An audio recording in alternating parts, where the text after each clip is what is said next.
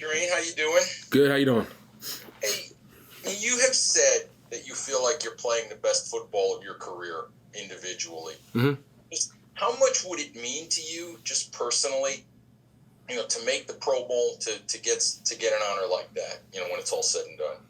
It would be cool. If you kind of look at my career and the trajectory I've had, I got drafted to Baltimore.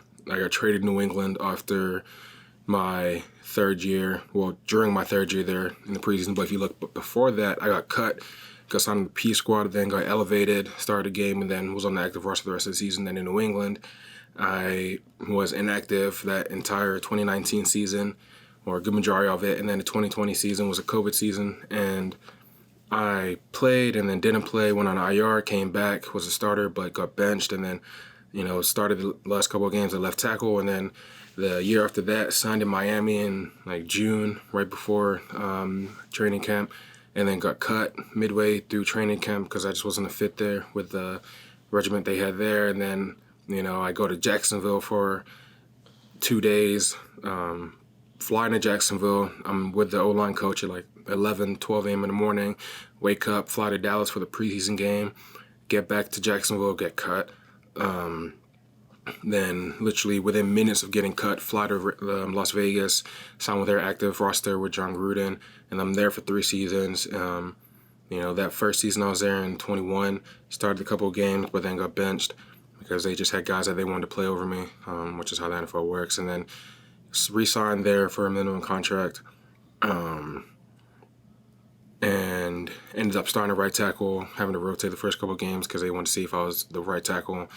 And then the next year, re-signing there again and starting to rotate with guys, and then finally getting to start the rest of the season, and then signing here, and finally being able to be the guy. But then last year having to move to left tackle because of injuries, and then now we're in the 2025 season where I'm able to stay at one position for the entire season. So there's been a lot of ups and downs throughout my entire career, but it just goes to show that if you just put your head down and you work and you believe in yourself throughout everything you're going through, then you can accomplish whatever you want to accomplish in this profession, and the only person who can stop you is you.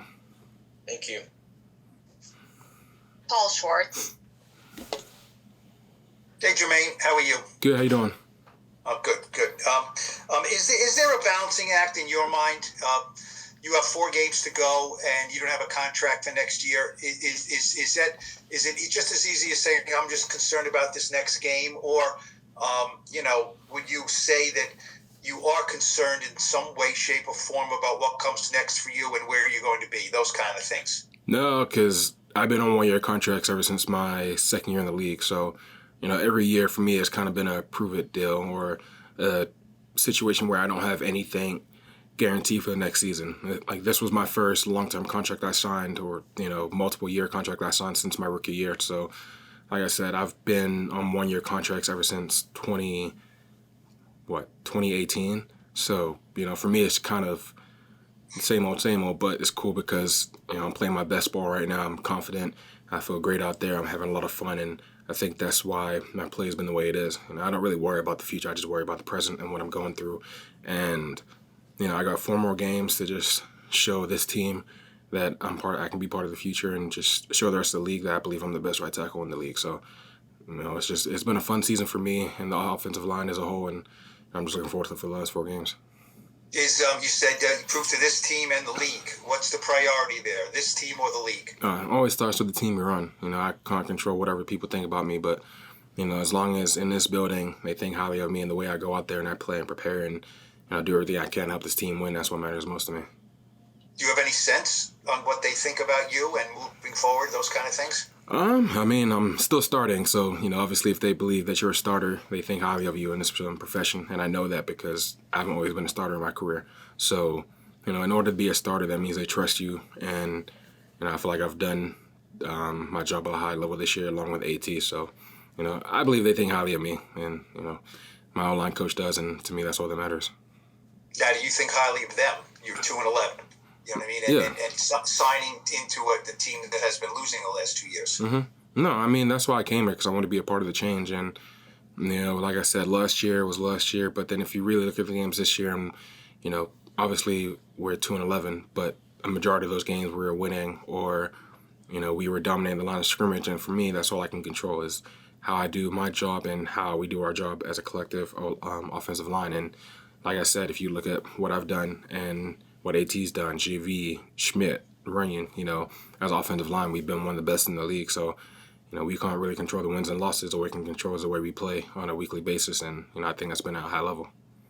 Thanks. I appreciate it. Thank you. No problem. Art Stapleton. Hey, Jermaine, what's going on? How you doing? Good. You detailed your personal journey in the league pretty well in the beginning. Yeah. Just in terms of, out of any players that I've spoken to, you've been very in tune, since I met you, in terms of the personal versus the collective, and the idea of, I guess part of it is being an offensive lineman. You have to think about yourself personally, but you're always thinking of the collective. How do you balance that year to year, even game to game? The idea of you want to focus on your individual, but you also don't want to lose sight of what's going on in the bigger picture. And how does that balance kind of work into your success, or maybe what you're not succeeding at as a team?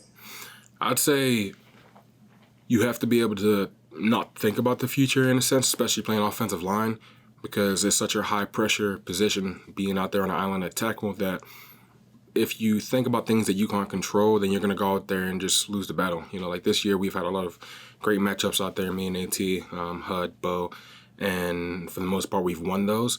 But for me as an individual, it's just been about on a weekly basis, how can I be the best me? How can I be the best version of myself? And how can I help this team win and put this team in a winning position?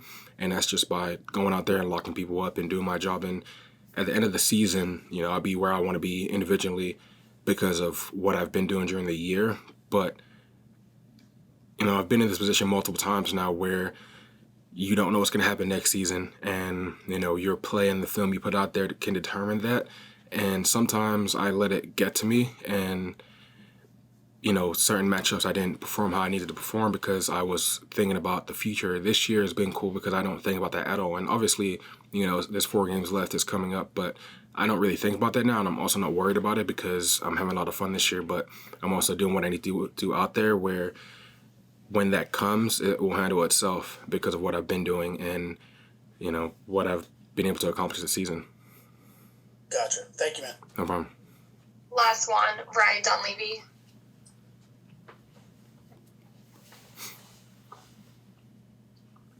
Hey, Jermaine, thanks for doing this. Of course.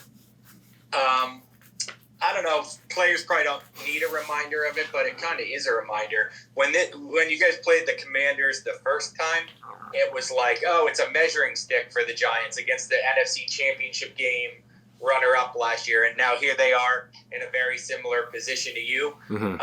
If it's this game kind of serves as a reminder for people that the NFL is a year-to-year league, and just because you're good one year doesn't mean you're going to be good the next year, and vice versa. Just because you guys are having a tough year doesn't mean another tough year is coming next year. Mm-hmm. No, 100%. I mean, I think you see that throughout the league. Like the Detroit Lions, they made the NFC Championship a couple years ago, and Dan Campbell, after that season, said this may have been our only chance, and they haven't been back since. Joe Burrow made the Super Bowl a couple years ago, and people thought, oh, he's gonna make this a seasonal thing, and he hasn't been back since. With the Chiefs, they're 6-7, and they were in their dynasty, quote unquote. So, it's really hard to win in this league on a yearly basis. It's really hard to be the team that everyone is looking towards. There's a standard. Like, there's no standard in the NFL. There's teams that win and there's teams that lose, and every year, every week is a new challenge, and you have to be ready to meet that challenge head on. And obviously losing sucks. You don't go out there to lose games. You go out there to win.